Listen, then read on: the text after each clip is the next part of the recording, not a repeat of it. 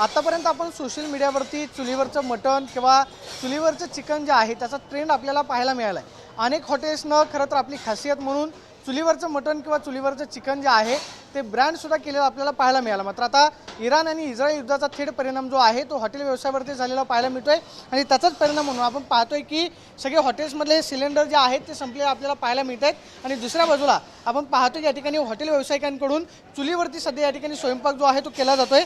आपण पाहतोय की अनेक हॉटेल जे आहेत ते सध्या आपल्याला या ठिकाणी चुलीवरती जे आहेत ते मटण आपण पाहतोय की शिजवताना आपल्याला पाहायला मिळतात, कारण सिलेंडर जे आहे ते मोठ्या प्रमाणावरती उपलब्ध होत नसल्या कारणामुळे आपण पाहतोय की त्याचा परिणाम जो आहे तो झालेला आपल्याला पाहायला मिळतो। आणि सध्या आपण पाहतोय पुण्यातल्या अनेक हॉटेल्समध्ये हे चुलीवरती आपण पाहतोय की स्वयंपाक जो आहे तो होताना आपल्याला पाहायला मिळतोय।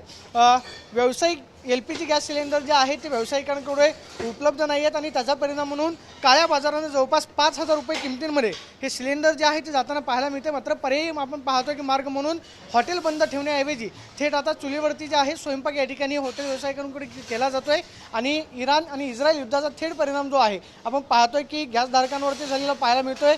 घरगुती गॅसचे सुद्धा तुटवडा जो आहे तो मोठ्या प्रमाणावरती जाणवताना पाहायला मिळतो। मात्र आता हॉटेल व्यावसायिकांसमोर एक मोठं संकट उभं राहिलेलं आहे। मात्र त्यातून सुद्धा हॉटेल बंद न ठेवता चुलीवरती स्वयंपाक जो आहे तो पुण्यातल्या हॉटेलमध्ये केला जातोय। Camera person Vicky Chavan Soni Pradeep Kapse, TV9 Marathi, Pune.